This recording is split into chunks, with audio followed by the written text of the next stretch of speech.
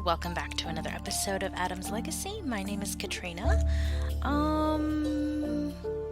So we're back with our half-brothers, still in very much a heated argument.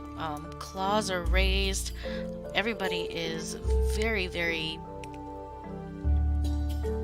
much in a heated conversation, and we have Nekota over here who is trying his hardest to find some kind of a resolution for these two brothers. I think that he would probably try to get Thorn to explain himself to Duke and tell Duke that he had been alone for his whole adult life, and he really didn't know anything about his family. He had always felt alone, and so when he was old enough, he just ran away. It was an honest mistake on his part. He wasn't meaning to steal from the family. He didn't mean anything but good. I don't know about what Duke would think, but he remembers when he was young and he was just consumed with hatred for this rogue male who was Thorn's father. And I think that Duke Van Kier would kind of surprise everybody by saying, what are you talking about? Why are you projecting your anger onto Thorn? Thorn has been nothing but kind to him, nothing but a wonderful big brother, and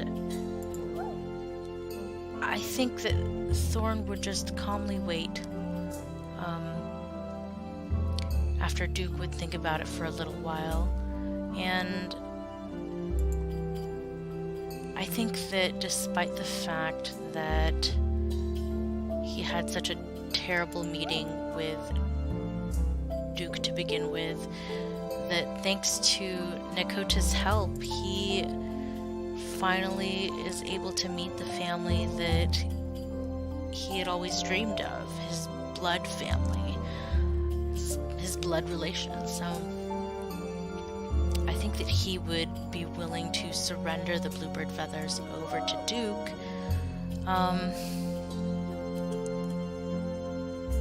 And I think that Duke would probably be taken aback that Thorn would do such a thing. And maybe he could take a step back and think to himself, what have I been doing my whole life? I have spent it simply trying to seek revenge, but there really wasn't any need because his little brother was just a baby. And I think that he would say, no, you keep the bluebird feathers. I don't think that his mother would have wanted the two brothers to be fighting, even if there was a rogue male. And as we've learned from previous generations, as he would have known from Fauna's stories of Adam and Lilith and Wasp and everyone else, family is the most important, and whether or not he enjoys that fact, Thorn is part of his family now. Whew. Okay, so let's have Nekota come over here and let's have him just purr for everybody, because I think that maybe he would have a soothing voice, and maybe that's why his purr would have such a calming effect. But I think Thorn would call out to his beloved Little Claw, and she would kind of shyly come forward. And I think that he would say, I want to start a family. I want to have my own family. This was not the family that I thought that I wanted, but now I want to start a family, and I want to start a family with you. And Little Claw, I think she would accept. Oh no! Oh, does he have low fertility? No, they have high fertility. What? That is so strange that that didn't take. Okay, well, they will have their baby in the next turn. And I think Little Dove would shake his head. I don't think he's very interested in all that drama. And let's have Little Shadow kind of slink over and do the same. So let's have Kanga clear out the area. I think that he would kind of be exhausted. He spent all of this time working to please Sire, and she really just has really not, done anything good. But Sire, after being lectured by Mira, would hop into the water, I think, to try to chase after him. And Little Siren would do the bidding of her mother and come over this way, and maybe kind of panting a little because Kanga has been running away for so long to try to find something to impress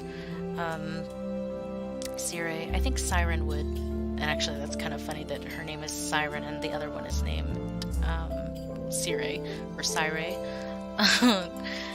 But that's very interesting to me. So let's go ahead and we'll move Pisces a little closer to the water so that way he and his sister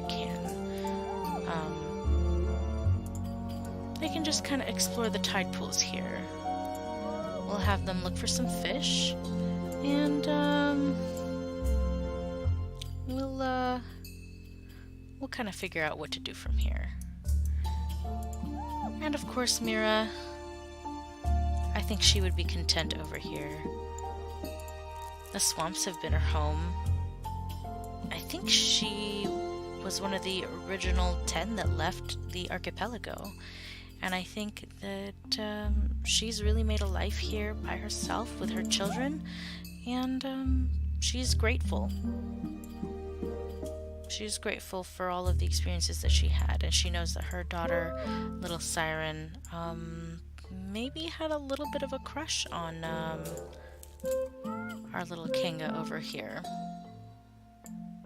Alright, so let's go ahead and... oh, is there anyone else? Yes, we have these three over here.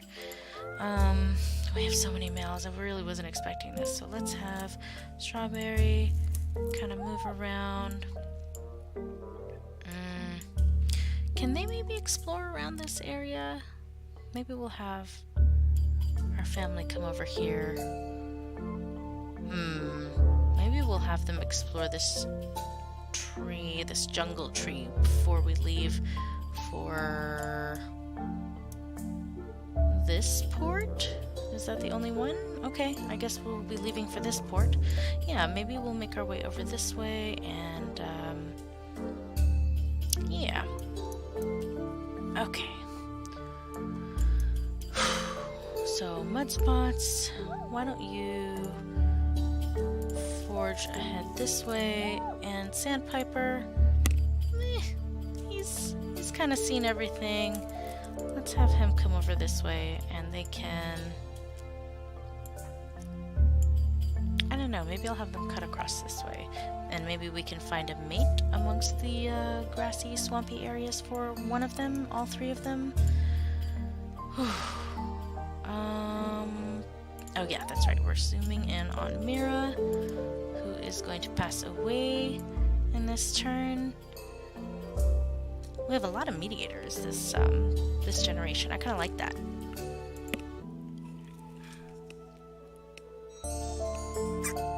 Oh. Alright. So let's go ahead and Sire. What? Okay, let's have you come out of the water.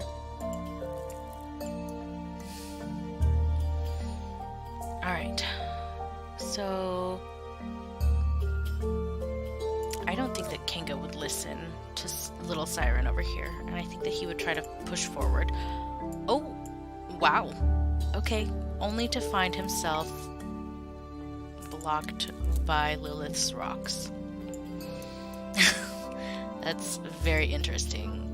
And I think that Little Siren would say, see, I told you so. It's a sign from our ancestors that you need to stop. You can't continue to pursue someone else who is just not going to be any good for you. She's made you do all these tasks, and now you think that you have to impress her with some grandiose adventure or some kind of other gesture for her. That's ridiculous. You are having the wool pulled over your eyes. You're being tricked. And I think that after looking at Little Siren's eyes and seeing how clear and blue they are, I think that Kanga would finally snap out of it. There's been so many signs. He's been rejected so many times. I think that Little Siren would just win him over with her passion and her conviction. So, if I'm not mistaken, they are compatible. And I made the mistake of setting his genes up for being with Sire, but I really don't think that he is meant to be with her after this meeting. So let's have Little Siren. She's got pretty okay fertility, but he kind of has that taken care of in his mutation menu. She has the blue eyes. They both have poison fangs. I kind of want to get rid of the water body since they're traveling quite a bit on land. So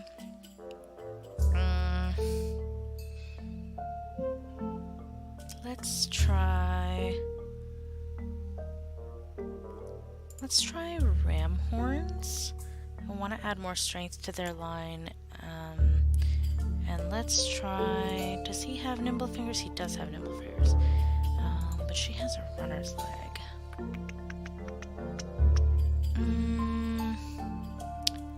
Should we do something about their tails? She has melanism. Ooh, but she has white... She would have gray fur with like a kind of a beigey pattern. And he has red fur with moss brown fur. Wow, this patterning would be very interesting. Let's you know what? Let's put toxic body in hers as well. Maybe that'll take over the water body, because we've been seeing that a lot in our tribe. So, whoa, hello. It's a lot closer than I thought I would get. So let's have them breed. Oh, yay! And I think that Sire would see that, and in her own humiliation, she might end up taking off this way in the opposite direction of Kanga. Oof. Alright. And we have our two water babies over here. And let's have Pisces kind of pick from there and dive right into the water. Yes, perfect. Oh, Aquarius, you're such a good little fisher. Okay, perfect. I love it. And this is actually the port that we're going to be taking off on next. So that'll probably be here in the next few episodes. So let's see. Yes, back to this conflict over here. Or actually, it's no longer a conflict. It was resolved. And I think that would feel a little bit weird for Duke. I think that he's had this bond with Griffin the whole time, and I don't think that it occurred to him that he could have that bond with someone else. And here's Thorn. He's got so many brothers, and he has a new family that he's started. And he has the bluebird feathers. So I think Duke would take that into account and say, you know, what have I been doing with my life? Let's go ahead and have Little Claw pick from this berry bush. I think that she would settle down right here, right next to the healing fruit. And let's have Duke Van Kier come over here. I think he might be really angry that they resolved it so easily, so quickly. Let's have Griffin over here. I want to try to bring him over to this root, so maybe he can pick that up in the next turn. And I think Duke very much in his own selfishness, maybe he would you know, try to slink away. He kind of feels like he doesn't belong here now. So it's kind of an interesting twist here, where Thorn in the very beginning of his life thought that he might never find a family, he would be alone all his life. And now Duke, who had always had the backing of the rest of his clan, sees that maybe he was wrong this whole time to try to seek revenge. So, alright, and let's have Little Dove come over this way, and let's have Little Shadow come over this way. There's a lot of rocks and a lot of things that are blocking us. So, wow, very interesting. Okay, and then you guys, let's have you, Sandpiper, come along this way. Maybe your instincts would just kind of tell you, we need to search for roots, we need to search for things that will make us happy. And Strawberry would be more than happy to follow I guess his mentor. I kind of like that image. And I guess they would just cross paths with their brothers, but everything would be just kind of, alright. So let's have Mudspots come over this way. And I think he would actually purr for his brother in greeting, because, you know, they're the only personouts on this side of the island. And Nekota, I definitely want you to have a little baby. So let's see, E and H, F and E. She's a little far away too, so we're running out of females that are able to, that we're able to breed with. Okay. Here we go. Ooh, I'm excited. Okay, so Thorn has his first baby. Did we set up their mutation menus? I just want to like triple, double, quadruple check. Oh no, that is a good thing we checked then. Alright, so he has the deformed paw. I want to get rid of that. Let's put in a nimble finger. Yeah, let's put nimble fingers in there. Let's put... She's got the Berryina claw. And he has the big body. I really like the purse snout on him. And maybe their child could have the purse snout. Yes, possibilities.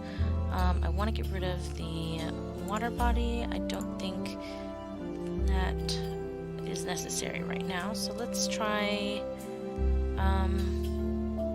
Actually, you know what? Let's go ahead and try... For Thorn, let's try a big nose, or maybe we want a pattern. I don't want mask.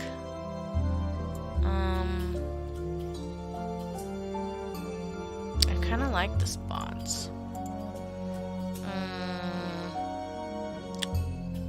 But this is Adam's line, so maybe we should try to bring stripes in. Let's do stripes. Why not? We haven't seen stripes in a long while, and it seems that spots is the most dominant, so we'll put stripes in Little Claw's mutation menu as well.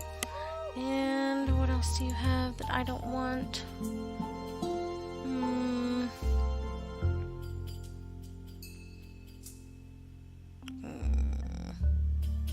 let's leave her last slot open, so that way, just in case she has she has a child with something that we don't particularly want, or we want to influence it a little bit more, we can certainly do that. So Nekota, let's have you come over here. We'll have you climb up to the top of this little hill, and let's have you purr as you give a blessing of hopefully love and tranquility and just beautiful preciousness to this family, so that way this baby can have a happy life. Alright, so I think that's everybody. Let's zoom in. Ooh, again, so close. There's a little bunny here that we'll probably snag in the next turn. Here we go. Oh. Oh, wow. And a bluebird. And I think that is the perfect place to end our episode. Wow. I'm so excited to come up with a new... Oh, interesting. Okay. Well, I'm so excited. Ooh, and the Home Island immunity. To come up with this new child's story, to see what the aftermath of this encounter will bring for Duke, and I want to find Nekota a mate. I desperately, desperately need to find a mate, and maybe we'll consider letting some of these guys go. I don't think we'll let Griffin go. I think he would follow Duke to the ends of the earth. They have such a strong bond now. I think it supersedes any kind of blood ties that Griffin had with his other brothers. And we'll have to figure out what to do with this bluebird over here, so I guess they would take it as an omen that Adam approves of this resolution. All right. Bye.